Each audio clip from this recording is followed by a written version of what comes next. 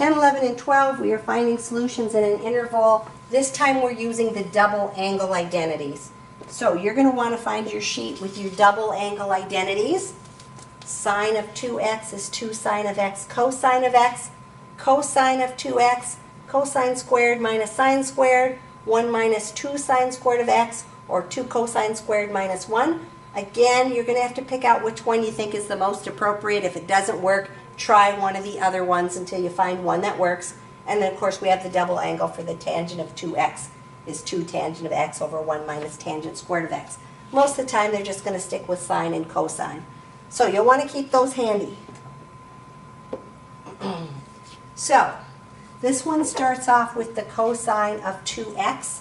Because this is in terms of sine, I want to use the double angle one for cosine of 2x. That just has the sine in it. That way I don't have more than one in there. So I have 1 minus 2 sine squared of x for one of my double angles for cosine of 2x. So that's the one I'm going to use to substitute in for my cosine of 2x.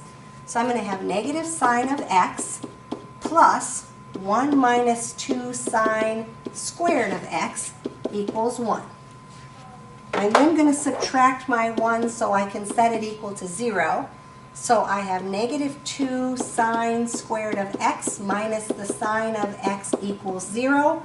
I don't like my sine squared to be negative, so if I switch it around, 0 equals 2 sine squared of x plus the sine of x, or just divide by negative 1.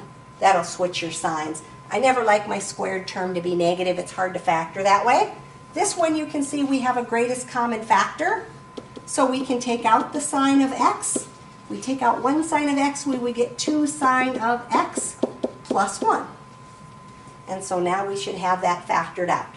So again, we are just looking for the interval between 0 and 2 pi.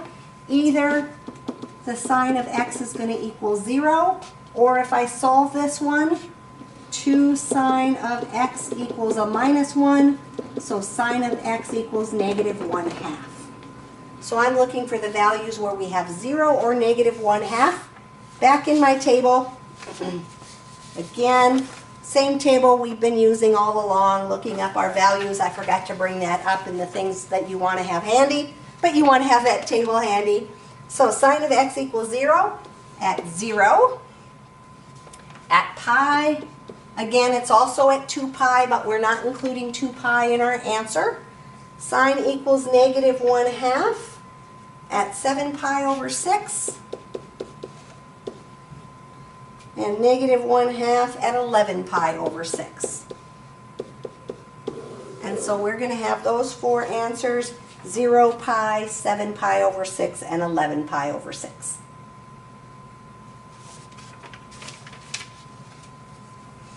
Number 11. This time our double angle is the sine of 2x. The sine of 2x is 2 sine of x cosine of x, if you look at your double angle formulas. And so that's what we're going to substitute in there for the sine of 2x. So we have 2 sine of x plus 2 sine of x cosine of x equals 0. And you can see on this one, we're going to be able to factor out the 2 sine of x. So 2 sine of x times 1 plus the cosine of x equals 0. And we have that all factored out. So if 2 sine of x equals 0 and I divide by 2, that just gives us the sine of x equals 0.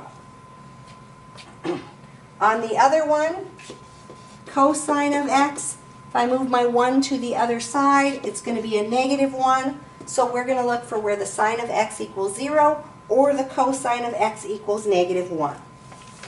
So looking at my table, for the sine of x equals 0, we were at 0 and pi. We just did that on another problem. Again, 2 pi's on our list, but we're not including the 2 pi. Where we look for the cosine at negative 1 is at pi, and that's the only spot. But since we already have pi on our list, we don't need to add it to our list. So we're just going to say 0 and pi are our only answers on that one. So this one gave me the answer of 0 and pi. This one gives me the answer of pi, but we don't need to put it in there twice. So just 0 and pi for our solutions.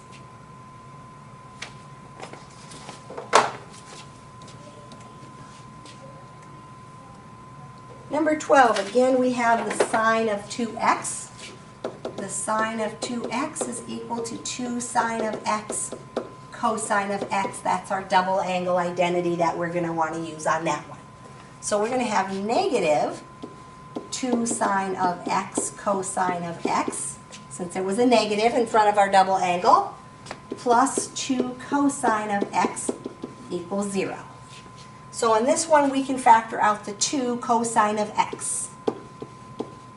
If we take that out, that's going to leave us negative sine of x plus 1 equals 0. So 2 cosine of x equals 0. If I divide by 2, cosine of x would equal 0. Negative sine of x would equal negative 1. If I divide, sine of x would equal positive 1 then. So I am looking for where is the cosine of x equals 0 and where is the sine of x equal 1. Cosine of x equals 0 at, whoops, not at 0. I'm trying to write the 0 I looked up. Cosine of x equals 0 at pi over 2. Cosine of x equals 0 at 3 pi over 2. Sine of x equals 1. Sine of x equals 1 at pi over 2. Sine of x equals 1 nowhere else. Just at the pi over 2. And so again, when I look at this answer, since I already have the pi over 2, I'm just going to put in pi over 2 and 3 pi over 2, since this is already part of that answer.